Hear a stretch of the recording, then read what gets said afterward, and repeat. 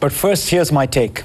With big budget cuts looming, it might seem crazy to talk about new spending, but let me try anyway. Here is a plea for a tiny but vital increase in federal spending. In his State of the Union address, President Obama proposed to expand early childhood education for children from poor families. This is an important idea that could begin to help redress a huge problem in America: the lack of economic mobility. America has long been seen as the place where anyone can make it. And yet studies over the past 2 decades point to a different reality. Economic mobility in the U.S. is low compared to what it was in times past and with current levels in many European countries and Canada. You hear all about rags to riches stories, but they are the exceptions. A comprehensive study by the Pew Economic Mobility Project documents that in the U.S. today, few poor people become even upper middle class. Now, some of the criticism of President Obama's program has come from people who worry about the government's track record in the area of early childhood education. They point to Head Start, the long-standing program that provides this education to disadvantaged children.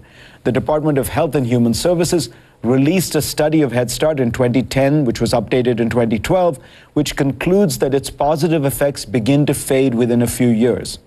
This has led many to call the program a failure and urge the government not to throw good money after bad. But people are jumping to conclusions about a very complicated subject without really understanding the study or the limitations of social science research. 3 scholars from the University of Chicago and the University of California at Davis painstakingly explain why it is premature to reject Head Start.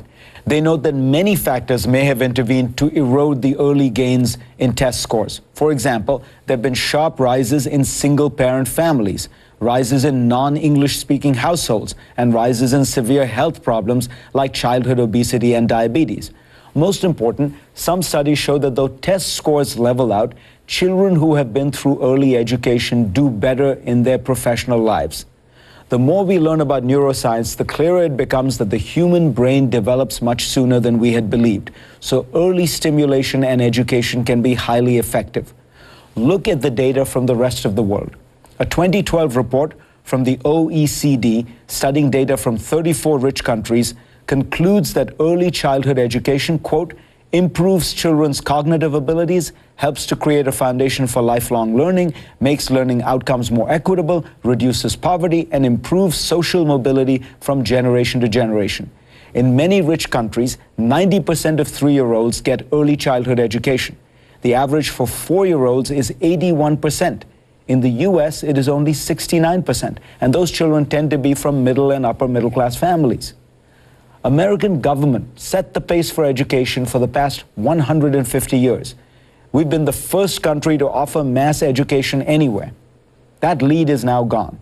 Obama's proposals will help the U.S. start to catch up in the great struggle for high-quality human capital that is going to define the next century.